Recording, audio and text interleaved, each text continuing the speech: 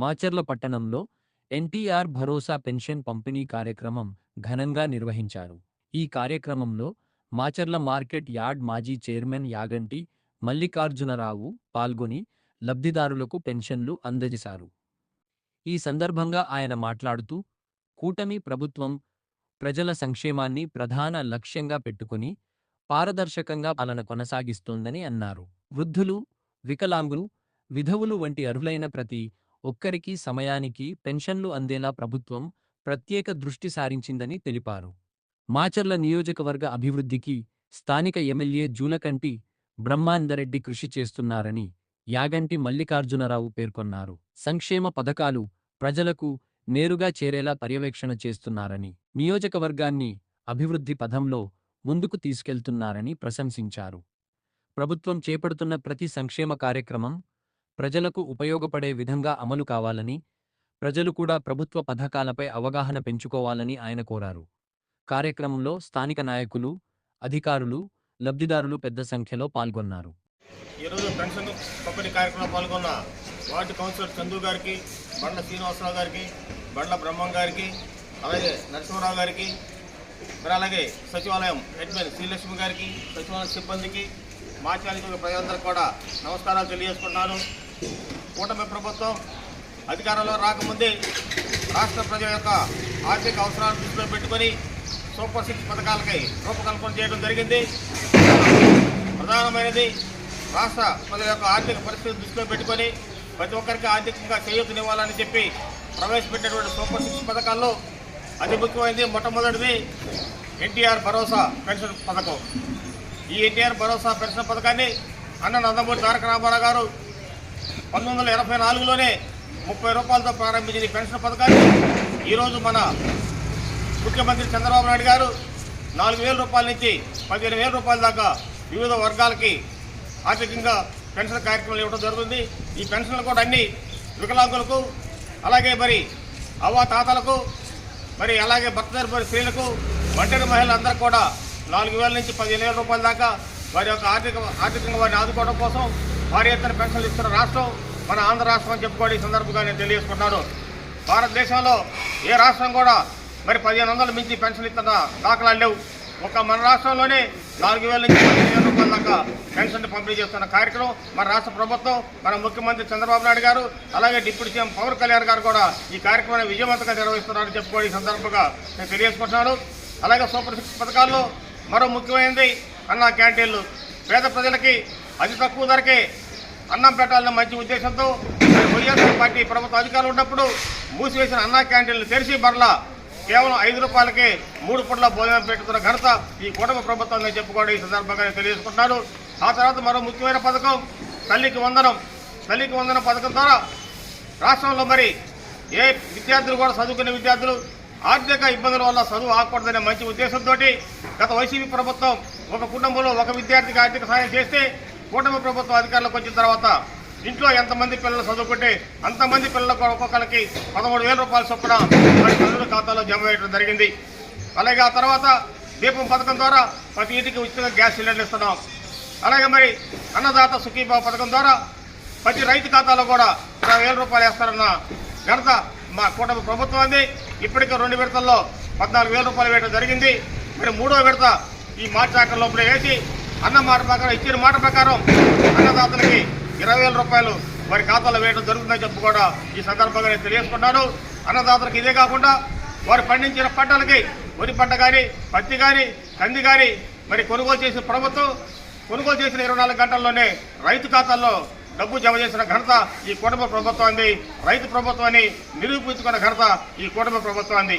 మరి గతంలో వైసీపీ ప్రభుత్వం అధికారంలో ఉన్నప్పుడు రాష్ట్రాన్ని ఆర్థికంగా దెబ్బతీసి రాష్ట్రాన్ని అప్పులమయం చేసిపోయిన రాష్ట్రాన్ని ఆర్థిక వ్యవస్థ సక్రమంగా లేకపోయినా కూడా మన ముఖ్యమంత్రి చంద్రబాబు నాయుడు గారు ఆయనకున్న పరిపాలన అనుభవంతో ఈ సంక్షేమ కార్యక్రమాలు అమలు చేయడం కాకుండా కేంద్ర ప్రభుత్వ సహాయ సహకారాలతో కూడా రాష్ట్రంలో మరి సంక్షేమ కార్యక్రమాలతో సమానంగా మరి అభివృద్ధి కార్యక్రమాలు కూడా చేపడుతూ రాష్ట్రంలో నిలిచిపోయిన పెండింగ్ ప్రాజెక్టు అయినటువంటి అతి ప్రధానమైన జలవనరులు, మరి అలాగే మరి రాజధాని నిర్మాణాన్ని, పోలవరం ప్రాజెక్టు నిర్మాణాన్ని, అలాగే వెలుగొండ ప్రాజెక్టు మరి ప్రకాశం జిల్లా రాయలసీమ ప్రాంతానికి అతి ముఖ్యమైన వెలుగొండ ప్రాజెక్టు కూడా మరి గతంలో వైసీపీ ప్రభుత్వం సగం నిర్మాణం పూర్తి కాగానే దాన్ని జాతికి అంకితం చేసిపోయిన ఘనుడు ఆ జగన్ అయితే ఈ రోజు భారీ ఎత్తున నిధులు కేటాయించి వెలుగొండ ప్రాజెక్టు నిర్మాణాన్ని కూడా యుద్ధ ప్రాతికన పనిచేస్తూ దానికి మంత్రులని అధికారులు కూడా ఎప్పటికప్పుడు పర్యవేక్షిస్తూ వీలైనంత త్వరగానే 4-5 నెలల్లోనే మరి వెలుగొండ ప్రాజెక్టు ద్వారా ప్రకాశం జిల్లాకి రాయలసీమ జిల్లాలకు కూడా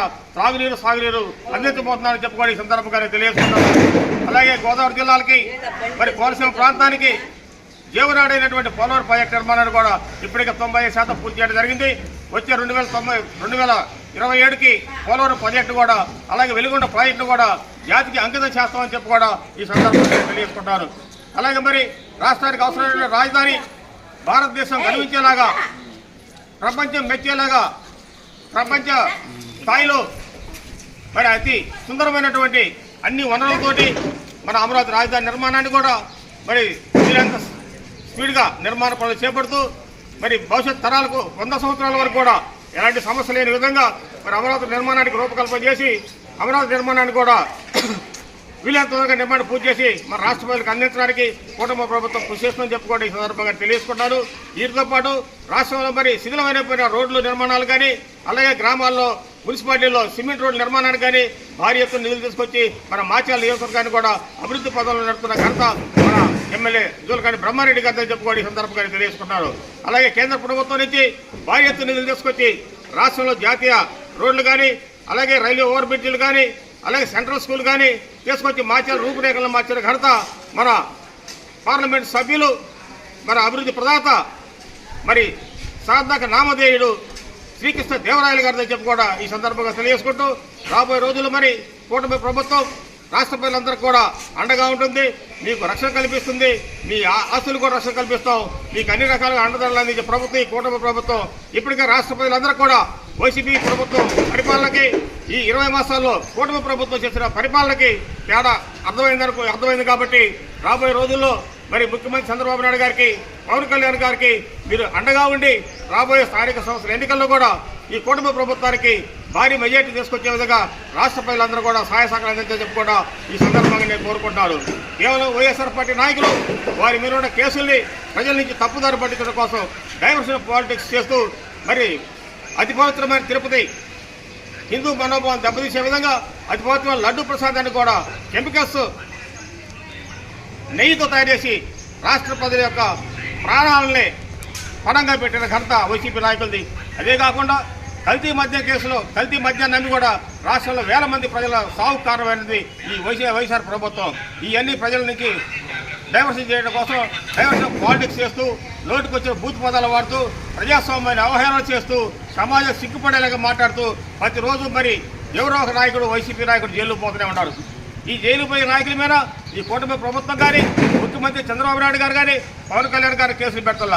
వారి పరిపాలనలో వారి అధికారంలో ఉన్నప్పుడు వారు చేసిన తప్పుడు విధానాలకు, వారు చేసిన హత్యలకు, వారు చేసిన దౌర్జన్యాలకు, వారు చేసిన దోపిడీ విధానానికి, వారు చేసిన కల్తీ పనులకు ఈరోజు జైలు పోతున్న ఘనత ఆ కూటమి వైఎస్ఆర్ పార్టీ నాయకులని చెప్పుకోవడం ఈ సందర్భంగా నేను తెలియజేసుకుంటాను.